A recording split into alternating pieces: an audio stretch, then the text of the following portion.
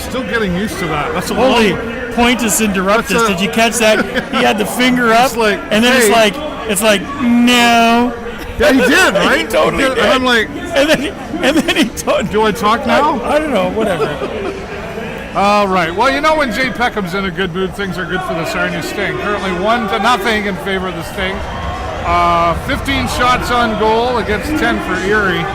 This has been an interesting game thus far, as it really took close to 12-13 minutes of the period for the Sarnia Sting to get this goal. Not for lack of trying.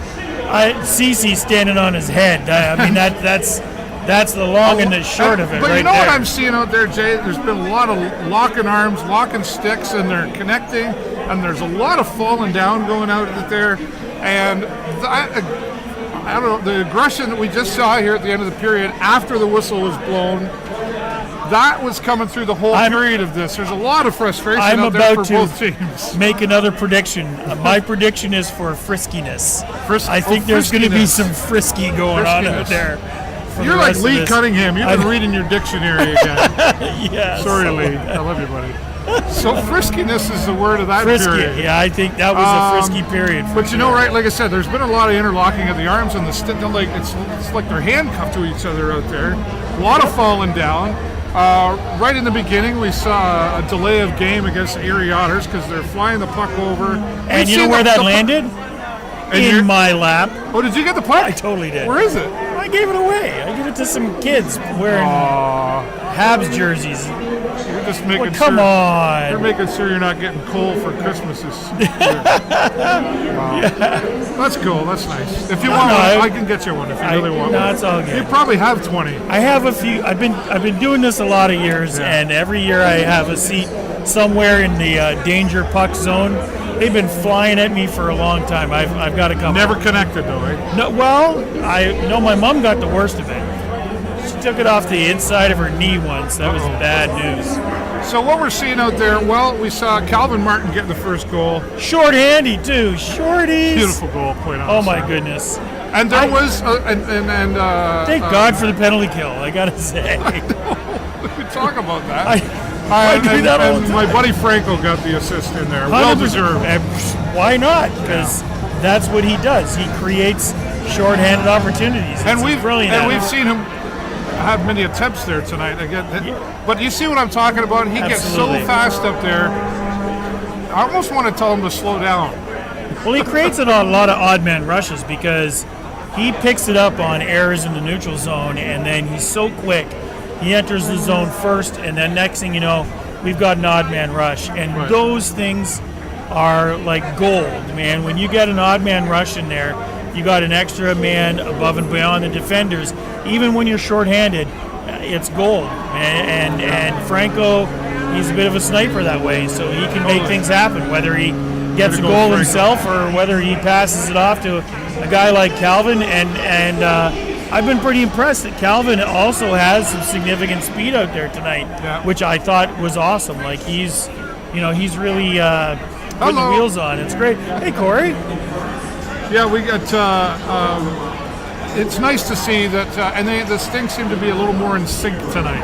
I think things are working well for sure. We're seeing some longer passes too, I think, tonight. Well, I think more of what I've seen is, I mean, those stretch passes are good, but they can put you in trouble. Sometimes miscalculation on those, and you're in big trouble.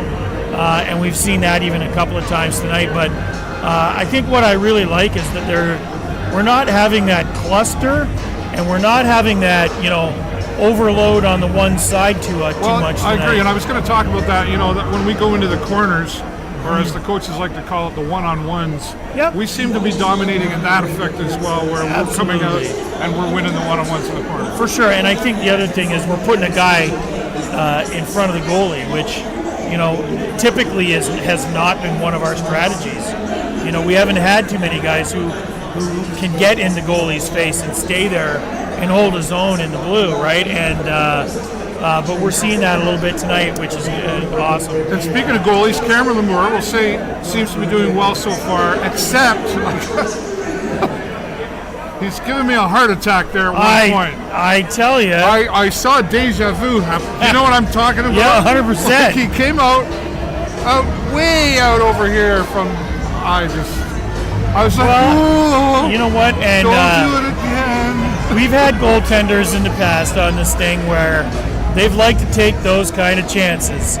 I'm not a big fan of those chances, but you know what? I don't even like it when they come around behind the net and stop the puck.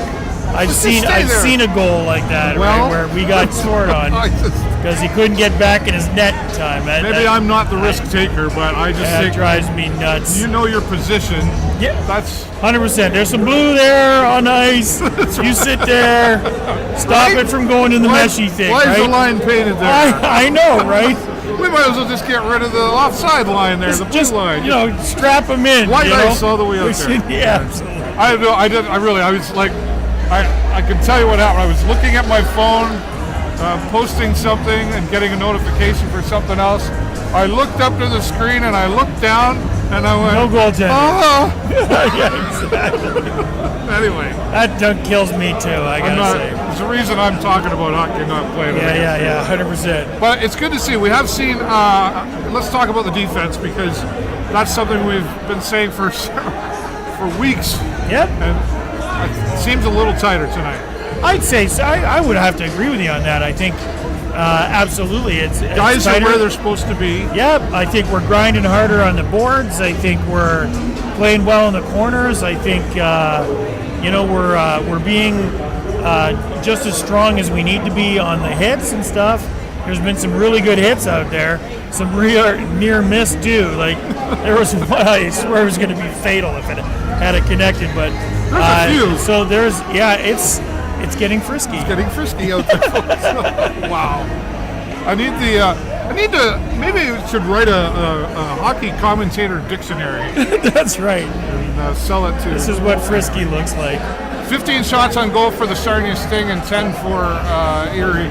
I think, were we kind of expecting that maybe this would be a higher scoring game at this point already, considering who we're playing? Yeah, you know what? I don't know. I think it's so hard to say, because you're supposed to say, yeah, I would have thought so, David. No, I'm not sure that I'm there because the truth is, on any given day, it just depends on what version of the Sting shows up. Well, frankly, you know what I mean? And this version of the Sting is the kind of version that's going to be able to play against some of the better teams in the league and fare really quite well. Yeah. I'm not so sure, but I mean, let's not sell their goaltender. I mean, no, and it's often Cece's he's an incredibly good goalie, right. And he's really keeping them in this game at the moment. He was certainly frustrated when that first goal went in. Yeah, it was a mess in front of that net. Well, and I mean, frankly, that goal, I mean, it wasn't necessarily pretty, but it was, we'll take it. It got there. It got there, but you're right. I mean, it was a mess and it was persistence. It was our guys not giving up till the whistle went, and because Cece had to make 4 stops on that before, the last one just kind of trickled in where it shouldn't have been, and we get the goal. And one of the things that, hey, how you doing? It's Mark from Heavy Rescue 401, Preferred Towing. Woohoo! And which, by the way, I'll give them a shout out, Preferred Towing. We had their fundraiser last week. I was really proud to be a part of that. And they raised $17,000. I heard that. That is outstanding. For this transitional youth housing facility. So congratulations, Preferred Towing. Yeah. And tomorrow, or this coming Tuesday, if you didn't see last week's episode, part 2 of that episode. Part 2! It's the first time Heavy Rescue's had a part 2. Wow. And my son Jason and I make an appearance. Get out. And I haven't even seen it yet. It might be like 10 seconds of nothing. I mean, they've tightened it up a little bit. The position seems to be a little bit better.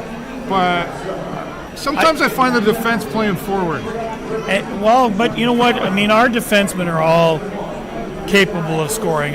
We've seen them do it before. Kilton Hatcher's a good example of that one. He's a great example of that one. And the downside of doing that is that occasionally they get trapped down in the wrong end, and then all of a sudden we've got a guy like Jameson Reese playing defense, which that just shouldn't happen because that's not what he's skilled at or trained for. Not where he's supposed to be. It's not where he's supposed to be. So you got to watch the out of position stuff. So, but I think things are going better today than I've seen in a little bit. I think I'm feeling kind of positive about the rest of the game. I'm happy at the moment. We'll see what happens. I'm just hoping that period wasn't a fluke, because I want to say if the game gets as frisky as I'm anticipating, the penalty box could once again become a real factor for us, because we've already seen a couple of guys losing their cool, and getting penalties when they really shouldn't have. We had to fight off 2 minutes for a Nick Grima penalty that, if cooler heads had prevailed, we wouldn't have taken that penalty. So, I want to say stay the heck out of that penalty box, and then I think we got a good chance. Let's keep our eye on Hugo Lavinius too. I just got a feeling. I'm not sure what it is, but keep an eye on Hugo. Well, you know what? I think the other teams have caught on that Hugo's a scoring machine, and I think what that means is that it's kind of what I was they're going to pick on him a little bit, right? So. Poor Hugo, but yeah, you're right. We want to give a shout out to our veterans as well, who are being mentioned and honored here tonight as well. Of course, thanks to our veterans who have served 100%. and are serving. And a nice opening ceremony here tonight with the silver stick and oh my goodness, silver absolutely. stick going on.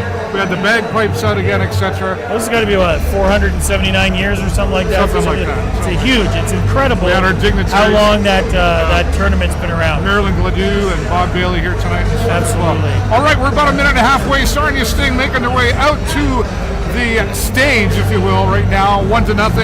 We'll keep you updated. Looks like you'll be back again. I don't know what happened to Jake tonight. I always worry when he's not here. I took the sandwich man out, man. That's what it is. Right. I want my airtime. All right. And, sorry, sandwich man. Peter Frangus is here. He gave us our we have if we don't get a selfie with Peter, something's really wrong. Absolutely. Awesome. All right. Keep watching, everybody. We'll keep you updated throughout the periods. 1-0 right now for the Sarnia Sting against Erie Otters. We'll be back at the next intermission. For the show live on location in the Video Show Network, I'm David Burrows and my friend Jay Peckham. Go Sting, go! Thanks for watching.